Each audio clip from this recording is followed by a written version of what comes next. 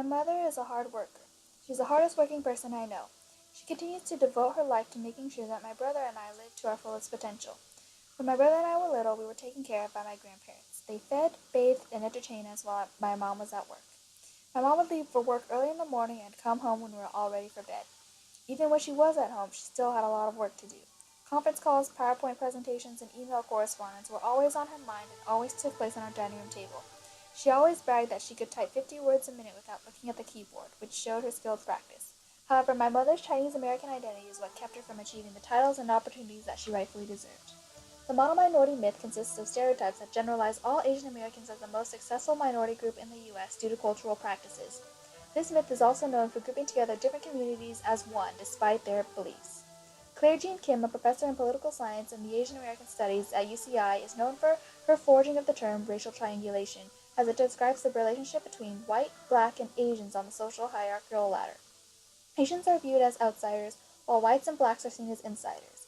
Whites are seen as the highest achievers, with Asians in second place and blacks at the bottom. This racial triangulation is why society associates Asians with immigrants, even if they are born in the U.S. The history of Chinese Americans in the U.S. plays a huge role for the desire to immigrate here for a better life. This opportunity attracted my maternal grandmother to start a new life here with very little education and a bright future, so her children could have a better life than she did in China. A genuine understanding of each Asian culture will continue to break down the model minority stereotypes. Susan Pike historically analyzed each community of Asian Americans and found very different levels of education and occupation, all relating to time of immigration. Pike shows us how diverse each community's experiences are, educationally and occupationally. The most shocking difference is that Chinese immigrants have a threefold higher rate of not achieving a high school diploma compared to Japanese immigrants. My mother has always had white supervisors. The racial privilege of being white does not make any candidate better than the minorities.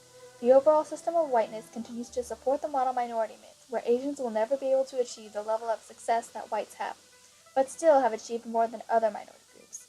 The idea that Asian Americans are not fit for positions of power also contributes to the idea of the emasculation of Asian males and the submissiveness of Asian females. Jonathan Friedman, an English and American Studies professor at the University of Michigan, compares both Jewish Americans and Asian Americans as the model minority in both of their respective categories. One of the most prominent similarities between these two groups is that dominant power idealizes these people as incapable of asserting dominance over others as a stereotyped trait.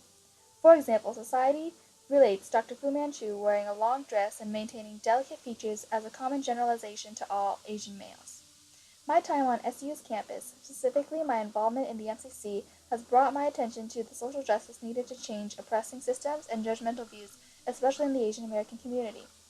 Nguyen and Gassman found that in order to combat stereotypes implemented by the dominant power, Asians require unifications of Asians, or the development of a pan-ethnic identity that gave the demand for racial equality and social and political credibility, because it became readily apparent that strides towards racial equality depended on their ability to mobilize as one. My mother's career as an accountant, project manager, and business analyst consisted of many ups and downs. She had been laid off from 2 jobs and had never been promoted to a managerial position. Even with these setbacks, she worked hard to motivate herself to be a better candidate for other jobs by completing classes and getting her project management professional certification. Society sees her ethnicity as a primary reason for her achieved success, while I know it was because she worked hard to improve her skills and abilities to become a better person, instead of being viewed as passive, submissive, or weak like Wingfield reports. My mother is bold, demanding, and strong. In order to break down the model minority stereotypes, society must learn to acknowledge unique communities, understand individual experiences, and promote the opportunity for people of all races and ethnicities.